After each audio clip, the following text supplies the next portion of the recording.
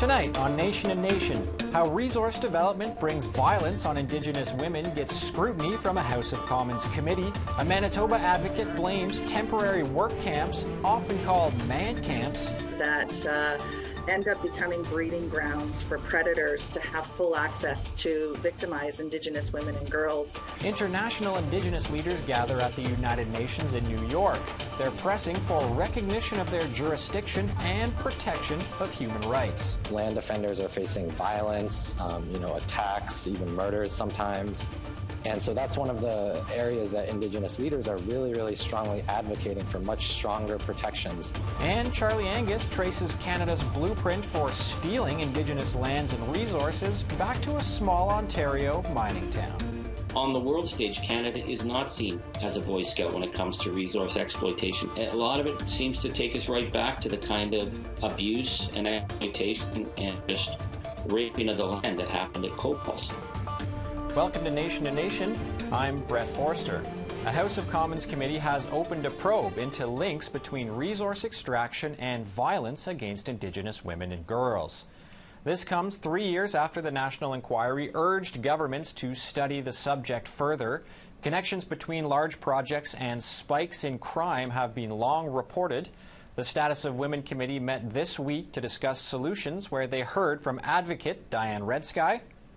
Anytime there are men with money who are transient, you're going to have sexual exploitation of women and girls and some form of violence against Indigenous women and girls. Redsky is the executive director of the Mama Wichita Center and joins me from Winnipeg. Welcome to the show. Thank you for having me. So that comment was made in reference to temporary work camps, which are sometimes called man camps. Why are these a top concern? Well, and I've been working in this sector for over 20 years, and specifically in regarding to my work on the National Task Force, going across the country and hearing from Indigenous women and girls, a common theme kept coming up around these man camps that end up becoming breeding grounds for predators to have full access to victimize Indigenous women and girls. And so these are, and everybody knows about it. It just becomes normalized within these man camps, yet there really isn't any responsibility held to industry to be part of the solution makers. And so it was really important for us to bring that voice to the Status of Women Committee as they start looking into diving deeper on understanding that really important and vital connection between violence and these man camps. To what extent is resource development and industry in general implicated in high rates of violence against Indigenous women, not just in the context of these camps? Well, and again, it is, industry's responsibility to, just as much as there are environmental assessments, there really needs to be the social impact assessments that really need to be the responsibility of industry, and government will need to make that happen because they're not doing it on their own. And again, most are not doing them on their own. I had noted only one example that was positive, that in 20 years of working in this sector, that there was one company in Quebec that was taking a proactive approach to address the violence, and so we need to be doing more of that. Now, you mentioned the onus is on the industries. This is, of course, a federal committee, so what can the federal government do to help solve this crisis? Yeah, we're really hoping the federal government will start doing some mandating of co-development, and that was something that I also mentioned at the House of Commons Committee. The solutions are going to lie at a common table where there is industry and there is government and there are those communities, and those communities will have a strong representation of women from those communities to sit at a common table to co-develop solutions so that they are managing and being proactive on all of those social implications as a result of having people who are only there for a short period of time. And again, I emphasize, has been my experience across the country, that men with money who are transient, there is a clear connection to increases of violence in the surrounding areas of wherever these camps are. And so there's such an important responsibility, and it's 100% preventable. And the solutions are going to lie mainly in those communities that are being impacted. And there's an important role that industry and government plays. And, we also talked about, should there be incentives?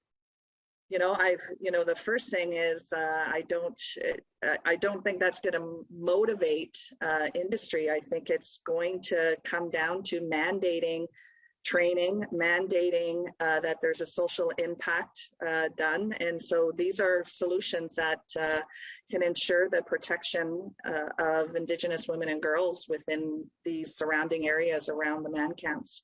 Well, resource extraction is usually under the jurisdiction of the provincial government. So should the provinces be doing a little bit more to mandate these things?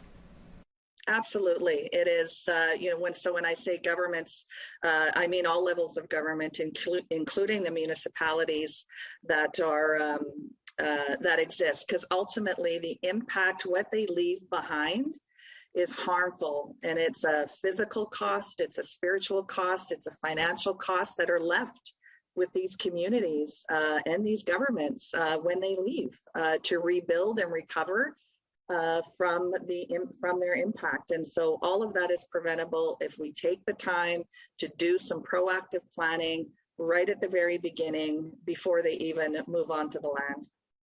Do you think governments can be trusted to act on this issue, given that it is colonial government policies that got us in this situation in the first place?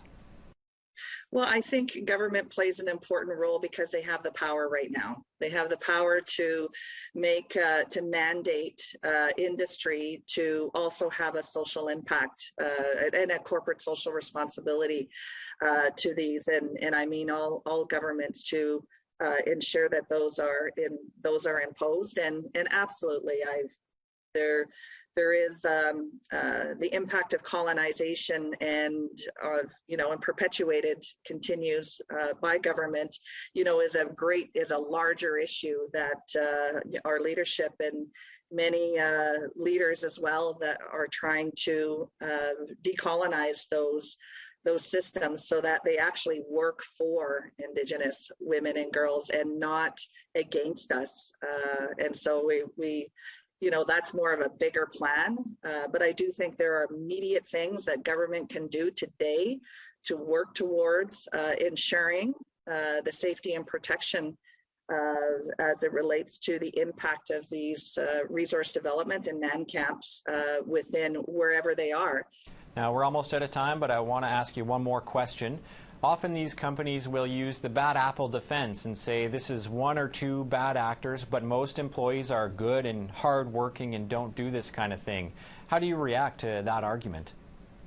Yeah, and it's easy to say that, but it really is a systemic issue. And I hope that they will want to hear from us who are leaders in the field of violence, who understand that how systems play a role in perpetuating that violence, normalizing that violence as well, and saying that there's just a few bad apples is not acceptable. And I would hope that industry would really genuinely care about the safety and protection of life givers, and that and they play a huge role in being part of the solution. And so we hope that they will want to sit at the table in a good way to come up with those community-based solutions.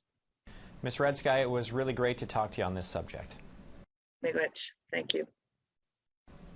We have to take a break. When we return, we'll have the latest from the United Nations in New York.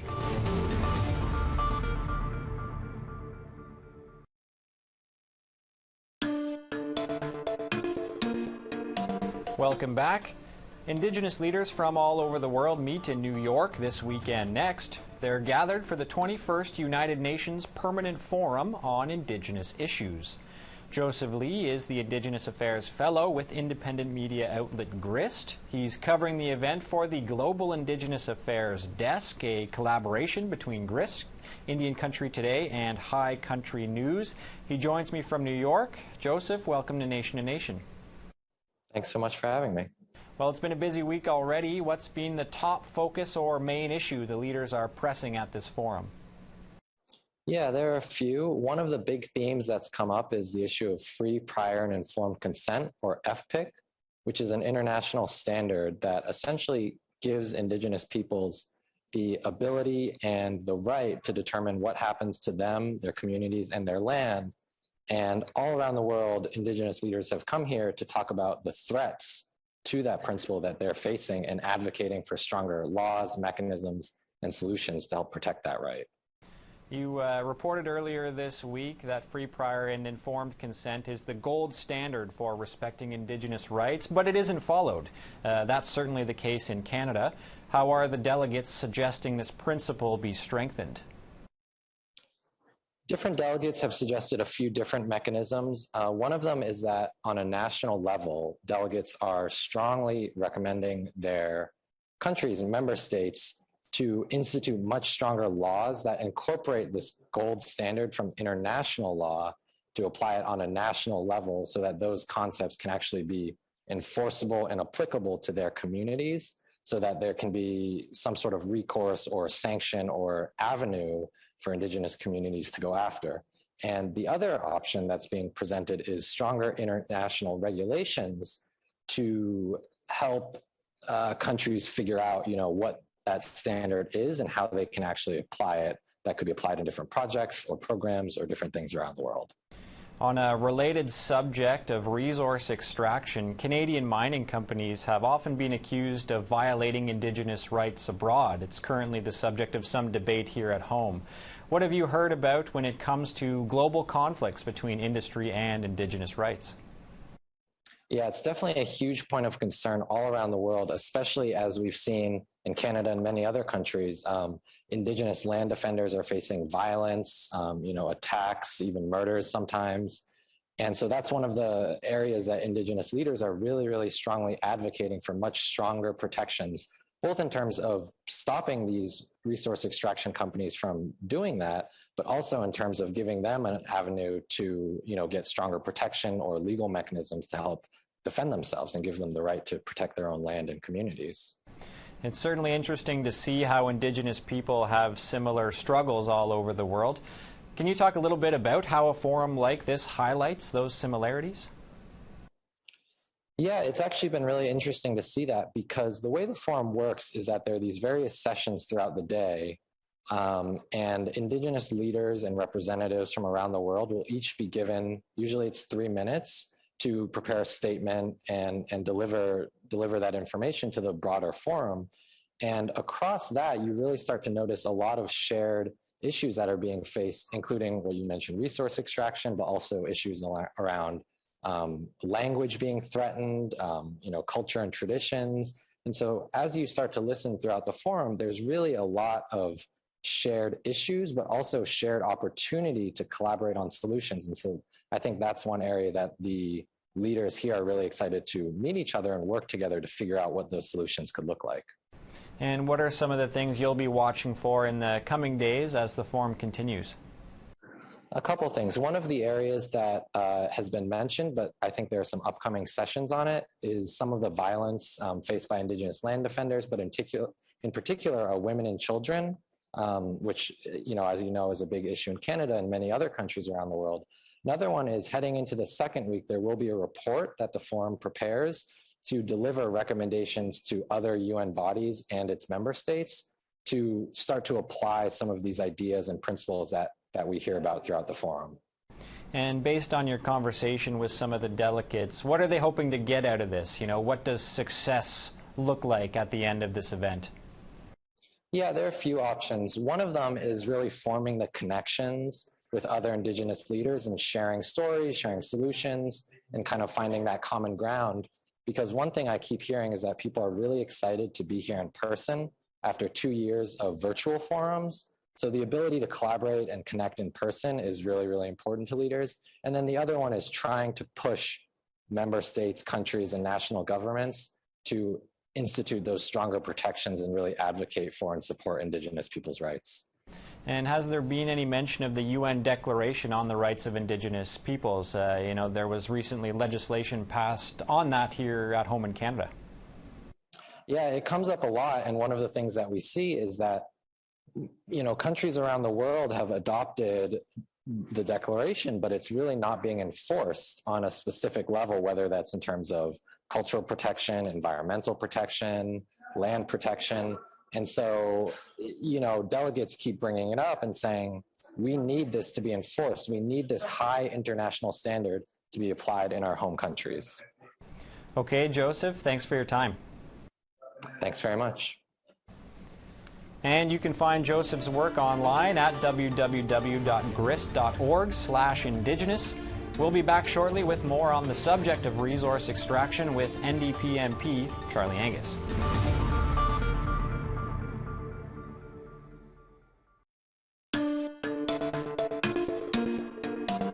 Welcome back. NDP MP Charlie Angus is a jack of all trades, musician, parliamentarian, and author. His latest book looks at the mining industry in Angus's hometown of Cobalt, Ontario. It's called Cobalt, Cradle of the Demon Metals, Birth of a Mining Superpower. And as he argues in the book, what happened there served as a template for resource extraction across Canada, especially when mining interests came up against Indigenous use of the land. He joins me now. Welcome to the show, Mr. Angus. Thanks so much for having me on. So you say the mining industry in Cobalt at the turn of the last century transformed the direction of development in Ontario and Canada. How exactly did that unfold? The discovery of silver in what is now cobalt at the start of the 20th century, the wealth was so unprecedented and so easy to get.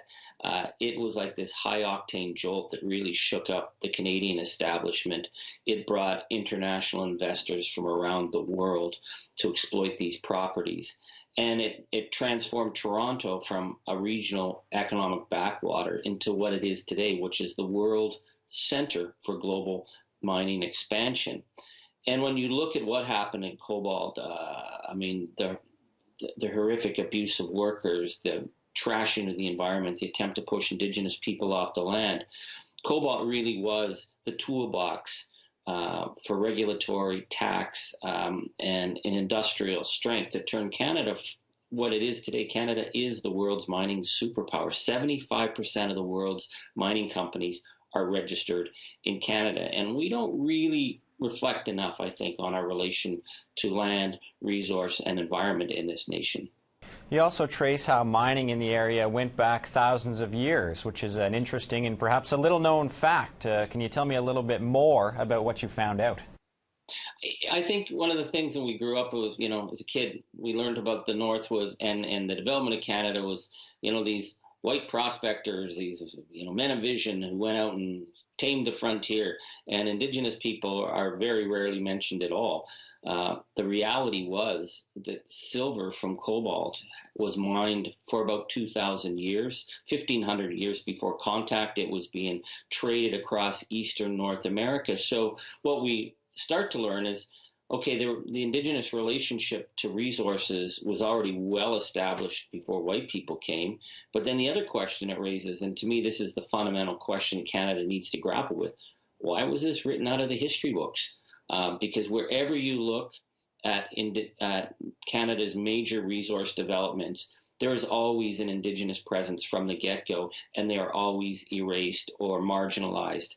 And this is the struggle we're having today in terms of resource rights, Indigenous rights, and trying to find that balance. If we go back to a place like Cobalt, you can learn how we got where we are today. Mm-hmm. Yes, the hunger to obtain mineral rights was really a driving factor in some of the land grabs of Northern Ontario, for example, the Robinson-Huron Treaty of 1850, that, getting access to the minerals there was a big driving factor behind that. So how did the Cobalt experience affect the way land was taken from First Nations people? Well, really, the discovery was predicated on the fact that they were trying to push a railway right through what was the land of the Temagami people, and to get access to that timber, to push the people of Temiskaming First Nation off their traditional territory. And then once they realized that incredible wealth, the pressure to sign Treaty 9, which of course covers most of Northern Ontario, became vitally important, because they wanted to secure legal access to the lands, and they wanted to marginalize Indigenous people. I think what I'm trying to say in the book is that we have to go back and look at how some of these decisions were made to understand why we're still dealing with the effects now. In some ways, Canada has come to terms with a lot of the issues, not a whole bunch, but a number of them, in terms of recognizing Indigenous rights to be part of negotiations. But we've also, and I argue this in the book, we've exported this model of exploitation to the global south, where Canadian mining companies are continually coming up against Indigenous rights in countries like Guatemala, Peru, and it ain't a pretty story. And a lot of it seems to take us right back to the kind of abuse and exploitation and just raping of the land that happened at Cobalt. Yes, I wanted to get to that. Canadian mining companies do have a poor reputation abroad. A few weeks ago, two of your colleagues proposed private members' bills to do something about it, to increase corporate accountability for mining companies operating abroad. But if they fail to be passed, what can be done to rein in some of these companies? Well, one of the reasons that 75% of the world's mining companies are registered in Canada is because of the immense legal corporate protections that are given, the amount of financial benefit from being registered in Canada. And some of these companies are just really bad actors. And allegations of torture or rape, abuse, killing Indigenous people on their territories is well documented. I think what we're really looking at, and I really tried to get at this in the book, is that, sort of white settler Canada has this image of ourselves as the Boy Scouts. That's how we saw ourselves, taking the prairies, taking the Northland from Indigenous people. Well, we've had to come to terms with that ain't quite how the story went down, certainly with the mass graves we're finding and what we've now come to terms with the residential schools. And on the world stage, Canada is not seen as a Boy Scout when it comes to resource exploitation. So we keep going back to these original decisions that were made about how land was going to be taken, about how the resources were going to be exploited, and the fundamental question, who should benefit from the rich resources from the lands of the North and Indigenous lands? These remain, to me, right now, the fundamental questions our nation is facing. Okay, Mr. Angus, I want to switch gears a little bit to current affairs. The Pope is supposed to be coming to Canada in July. You mentioned residential schools just there. What does he have to do for it to be a meaningful visit? We've seen an abysmal response up till now from the Canadian bishops. I believe Pope Francis, being a Jesuit, being a social justice Pope, will go further than some people think. I think he will try and put the Catholic Church back on a road of reconciliation, because they've been very much outliers. But this is really going to be judged at the end of the day by the survivors. It's up to them to make those decisions, whether or not they accept the apology or whether they believe it is in good faith. But this will be a profound moment for our nation. It certainly will, and it'll be interesting to watch. Mr. Angus, thank you for your time. Thank you so much. And that wraps up tonight's episode of Nation to Nation. I'm Brett Forster. Thanks for watching, and I'll see you next week.